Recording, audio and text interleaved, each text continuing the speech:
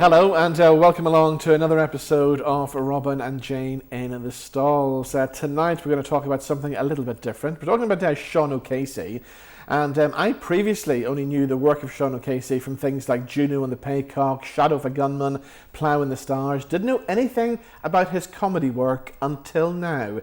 Druid Theatre Company are on tour throughout Ireland with 3 Sean O'Casey comedies. They're currently playing at the Lyric Theatre, and we were there this week, weren't we? We certainly were, and you have to wonder how comedy lasts. Does it last? Because these were written in the 30s and 50s, and if you look at Shakespeare, his jokes are pretty pathetic, they haven't lasted, and his comedy scenes, apart from maybe The Porter and Macbeth, don't work either.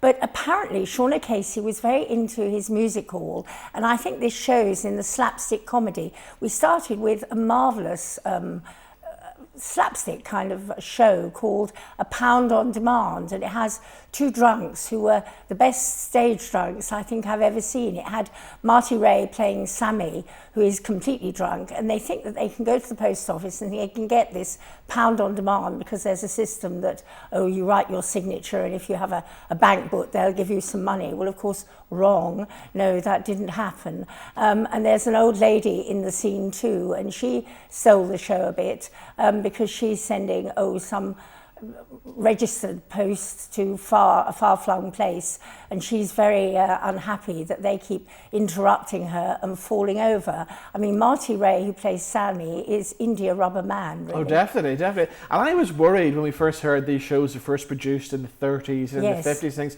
that they wouldn't have lasted until today. But as you say, the physicality and the slapstick stuff, they do stand the test of time, don't they? But there's also satire going on, and there's a second one, Bedtime Story. We see this young man, again played by Martin Ray, John Joe Mulligan, who is very Catholic, and shock horror, he's had a girl in his room overnight and they have done the deed, they have sinned. And he said, which makes it even funny, he said, and it was the day after his novena. Exactly, he's absolutely traumatised.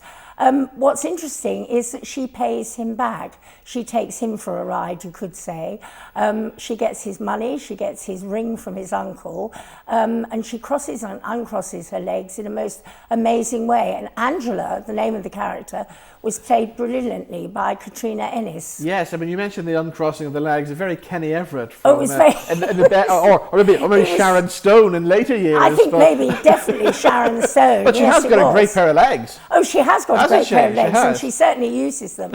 And she was reminding him of what had gone on as he was trying to cover over the whole experience and deny it, and he was definitely in denial and get rid of her at 4 a.m. And that particular show as well, it reminded me a lot of the kind of, it was like an Irish version of the Brian Ricks kind of bedroom farce, running in and out doors and things, wasn't it? It absolutely was, and Fado, I suppose, going back. And we had the other tenant, the friend, arriving back.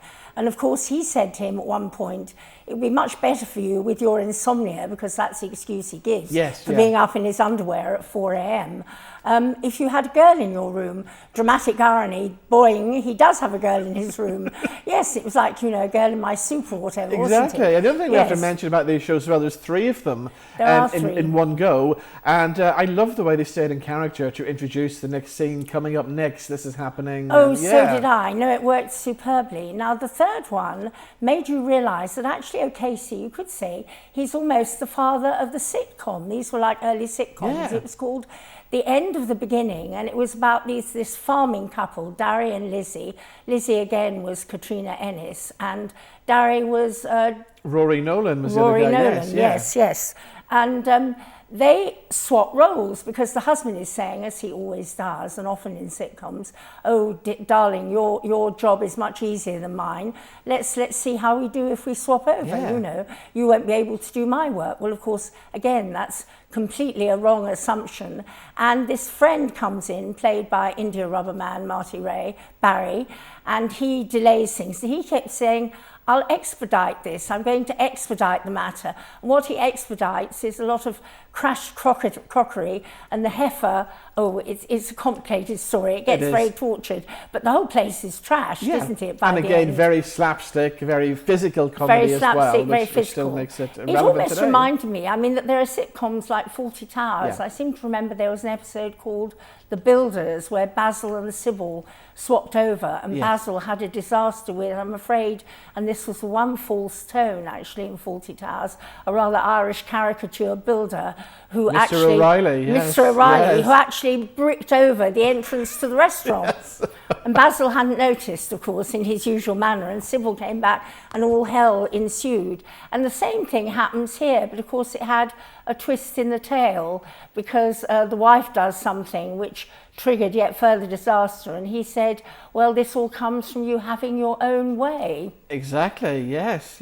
So again, one of the things I must mention as well is the sets on this thing as well, to tour with sets like that and to do the set changes as quickly as those guys do. Oh, they did it on very the night cleverly. as well. They've got a great behind the scenes team, haven't they? They have got a brilliant behind the scenes team. I mean, the bedroom with the upturned chair and, you know, the bottle of wine which comes into play.